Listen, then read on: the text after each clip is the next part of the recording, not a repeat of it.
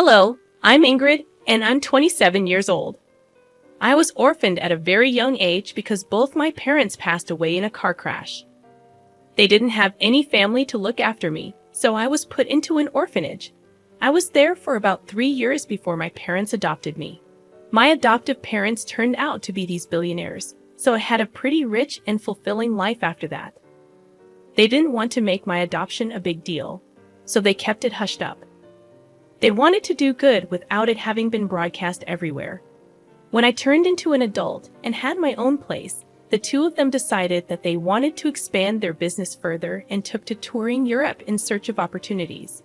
It was around this time that I met Patrick, my now ex-husband. We met in college and instantly liked each other.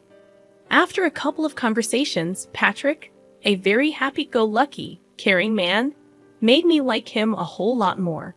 Our dates led to us becoming an official couple. We had the perfect relationship, although there was one problem. It was no secret that Patrick's family did not like me. The first time I met them, Patrick and I had just graduated college. He waited to introduce me to his parents until we were both well settled in our lives. By that, I mean that we were both working good jobs. Patrick had warned me that his parents tended to be a little judgmental when it came to their children's significant others, and he wanted me to make the best impression I could. I didn't mind, but meeting the parents was nerve-wracking for me. By the time Patrick introduced me to his parents, we had been dating for a good 4 years.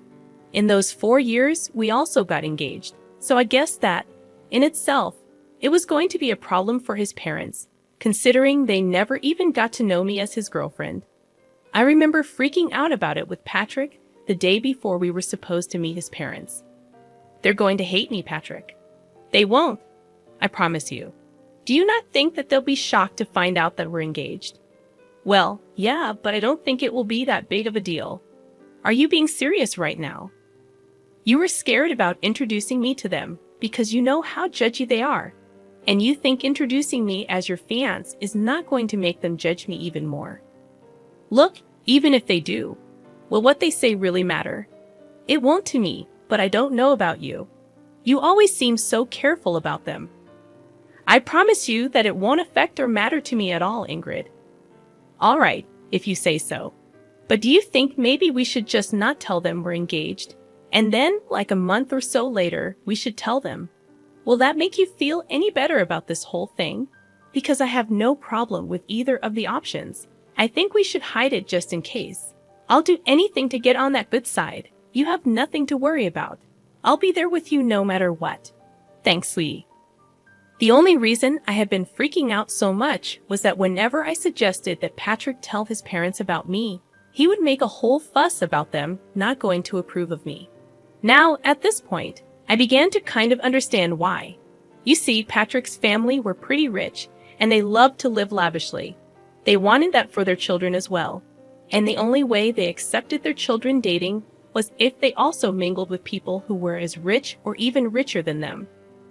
The way I was living back then was by no means rich according to their standards.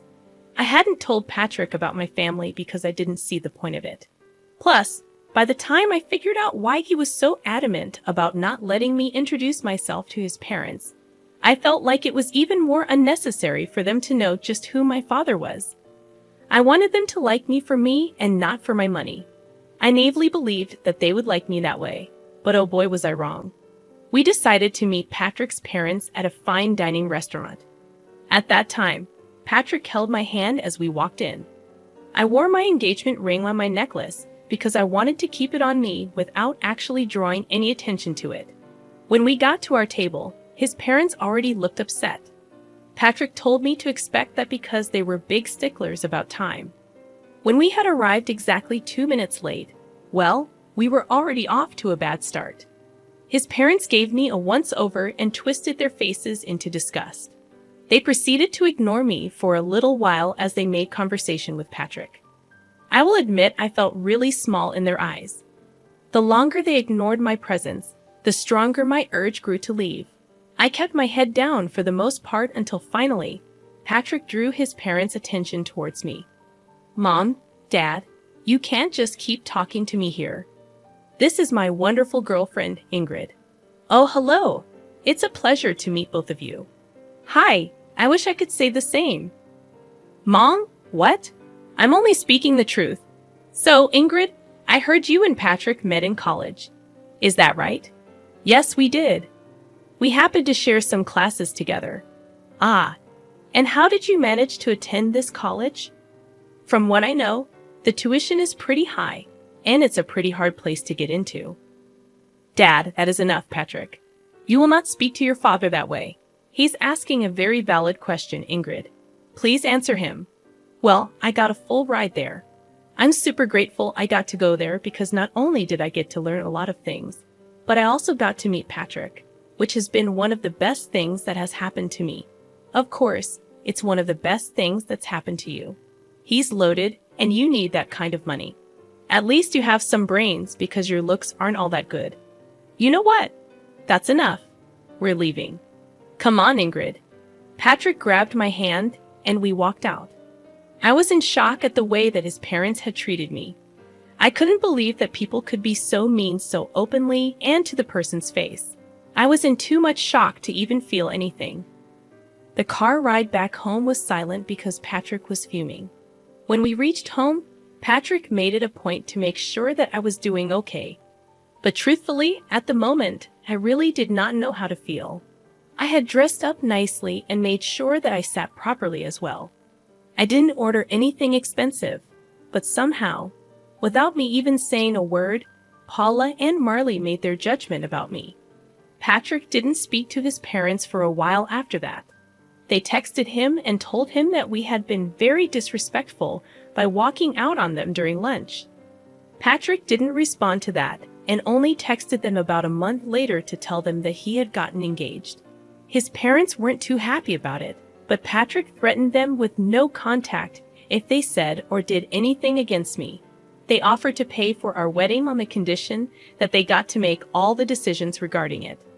Obviously, neither Patrick nor I wanted that, so we decided to do the next best thing, elope. My parents were in Europe, and they knew about me eloping. They were just happy that I was happy. And they did send Patrick and me a gift. Patrick did raise his brows at how they sent us a pretty expensive painting as a gift. But I just brushed it off as them having enough money to spend it on that. After getting married, we next met Paula and Marley at a party that they had hosted. They invited us to celebrate their anniversary.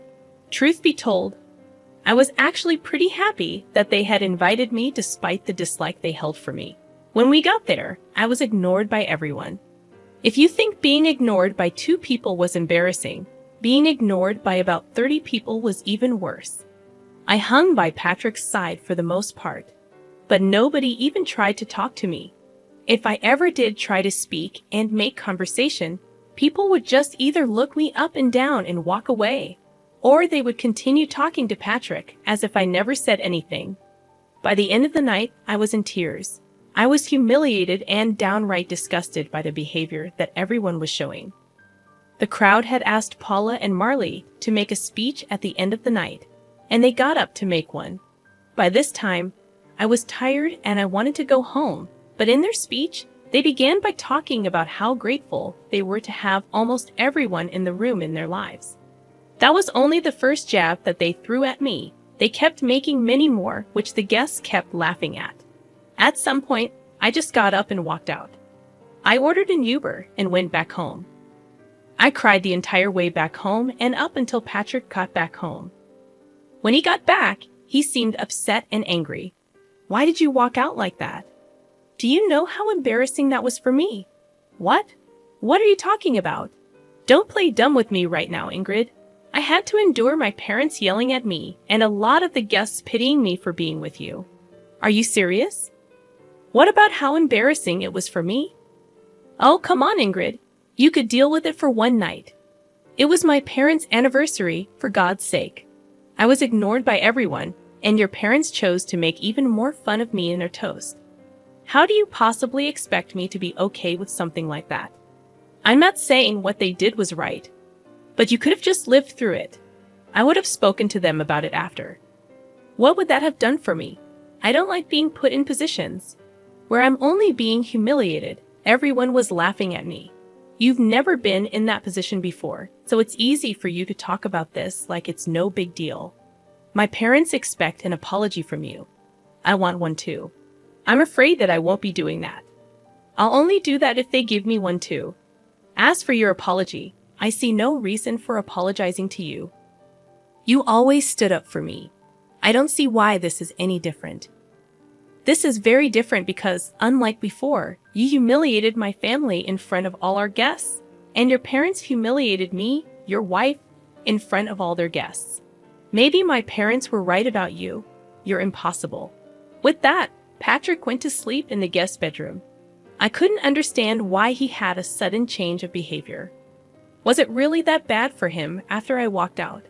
He was always the first person to stand up for me, especially considering the fact that I was usually bored with whatever his parents had to say about me. For me to walk out should have been the biggest signifier of just how bad they made me feel.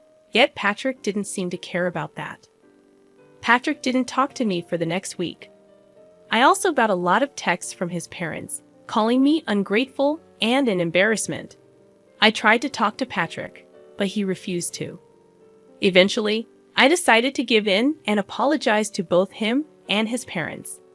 Even that felt humiliating, but I was willing to go through it because I loved Patrick, and I didn't want this to be the hill I died on. Things after that only got worse for me. Patrick's parents retired and spent a lot of their time hosting family dinners. They hosted it once a week, and Patrick was always invited. The first time they hosted it, Patrick brought me along with him to their house. As soon as I stepped in, the atmosphere in the room got awkward.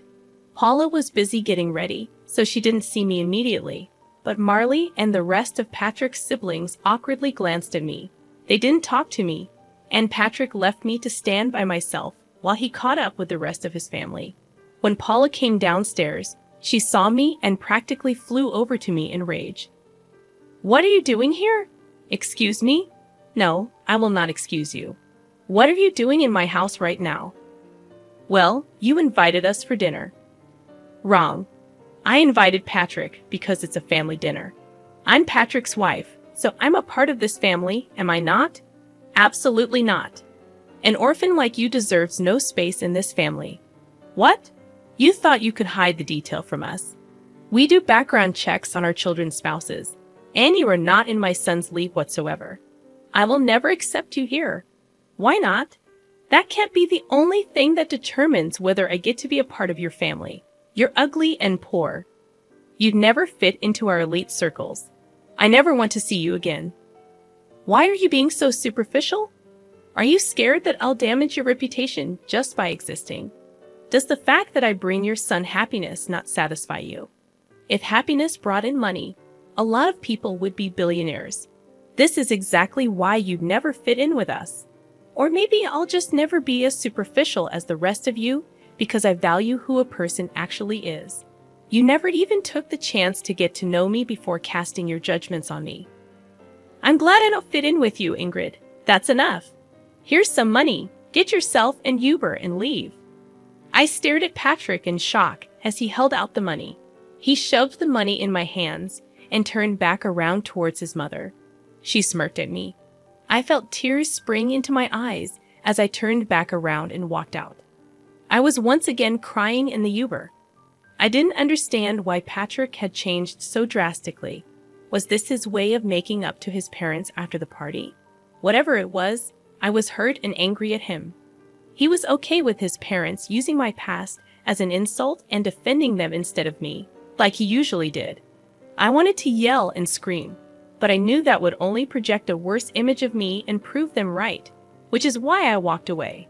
I tried to think if anything I said was out of line, but I really did not see anything wrong. I was merely standing up for myself, calmly might I add. After Patrick came back home, he went back to not talking to me. My heart was breaking, and I felt so alone. I knew that he expected another apology, but I couldn't bring myself to do it like the last time. Paula had blatantly insulted me in the worst way, and Patrick was angry at me for it. If anything, I expected an apology from him. For the next 2 weeks, Patrick and I didn't speak to each other. It was hard at first, but I got used to it. Eventually, the dinners his family hosted still happened, and about once a week, I was all alone at home, which I truthfully did not mind. On one of those nights, my parents video called me. "Hey, honey. Hey, sweetie. How's it going?" "Hey, Dad. Hey, Mom. Things are not good. Why? What's wrong, sweetie? If you need help with anything, feel free to ask us. I don't think this is something you guys would be able to help me out with. But thanks for the offer. Where's Patrick? Is he not helping?" That's the thing. He's part of the problem. Huh? Sweetie, could you be a little more clear about what the problem is? Well, his parents are pretty wealthy and also very snobby. Oh, I hate those kinds of people. Tell me about it. Anyways, they thought that I was some poor girl who could never live up to their standards and fit into their elite circles. So they took it upon themselves to humiliate me every time that I met them. What the hell? Oh yeah, and the last time I went over, Patrick's mom decided calling me an orphan was a good insult. Oh, that woman. I'm going to claw her face off. How dare she call my precious child an orphan? Do they not know about us? And what the hell has Patrick been doing in all this? I didn't tell them about you guys because I knew that their opinion of me would change if they knew. And I wanted them to like me for who I was and not for my wealth. As for Patrick, he's siding with them. He thinks that I was disrespectful when I stood up for myself. Honey, are you sure this is the man you want to be with? I love him a lot, but this is not how I want it to be. We haven't been speaking to each other for the last 2 weeks, and I'm surprisingly okay with that. All right, sweetie. I'll get you in touch with one of my friends over there. As for your worry about us not being able to help you out, I think we might actually be able to help you get a little sweet revenge. Huh? What do you mean? Your dad and I are coming there next week. We wanted to take you and Patrick on a vacation, but now we can just take you. More things for us to do together, I guess. Really? Oh my God, I'm so excited to finally get to see the two of you in person. Again, that was a real pick-me-up. Finally, I felt happy after so long. The three of us continued to talk for a little while after that. Dad elaborated on his plan to help me. After a little while, he asked me where these dinners of theirs were being held. And as far as I knew, they took turns hosting in their house and at restaurants. Conveniently, the week that my parents were coming, the dinner was going to happen in a restaurant. I needed to get information on where exactly this dinner was going to be held, so I could provide my parents with the location. Thankfully, I had Patrick's email logged into my phone. And if there was one thing I knew about Paula and Marley, it was that they loved to email everyone everything. It wasn't that hard to get the location, and I gave it to my parents. At the same time, my mom's lawyer friend contacted me, and we got started on the process of filing for divorce. My parents landed in the States and decided to check into their hotel, where I met them. We had lunch together, and then the two of them sent me on my way for a spa day that they entirely paid for because they thought I deserved it while they got ready to get revenge on my in-laws. My parents walked into the restaurant that Patrick and his family were at. According to Dad, when they approached the table, Marley and Paula began to murmur among themselves as they recognized just who he was. Mom told me that this was how the conversation went. "Hello? Oh my gosh, Mr. Burns. What brings you here? Oh wow, I just happened to see some familiar faces, and I figured that I could drop in and probably dine with you." Familiar faces? Who are you speaking about, Mr. Burns? Well, I see Patrick. Me? Well, hello. A pleasure to meet you. You, my daughter, has spoken a lot about you. But speaking of my daughter, where is she? Your daughter? I'm afraid you're mistaken. I don't think she's here, but she should be, right? I'm sorry, Mr. Burns, but we didn't even know that you had a daughter. Of course I do. And she's married to Patrick. What? I'm sorry, but I think you're mistaken. Yes, his wife's name is Ingrid, and she was an orphan. Yes, I do know that, and that is why we adopted her. Excuse me? You're her dad? Yes, and from what I see, she isn't here. She's been telling me that there has been some problems with her in-laws, but I see what the problem was. It was you. No, she was the one who hid this huge thing from us. If we knew, you would have treated her better. She didn't want you to treat her nicely because of her background. Oh well, she did ask me to hand this over to Patrick. My dad handed Patrick the divorce papers and walked out. After that, it only took a couple of phone calls for a lot of investors to pull away from Marley's business. They were quickly crashing, and nothing was more satisfying than watching them crumble down to the levels that they made fun of. I got a lot of texts from all Patrick's family, calling me a bunch of nasty names while some of them begged me to talk to my dad and reverse what he had done. Patrick thankfully signed the divorce papers without any hassle. My parents and I went on a long vacation after that. I had the time of my life, and I slowly began to heal. Yeah, it hurt that I had lost the love of my life, but I also learned just how important it is to stand up for myself. I'm forever grateful to my parents for everything they've done for me, and I can't wait to see what else life has to offer me.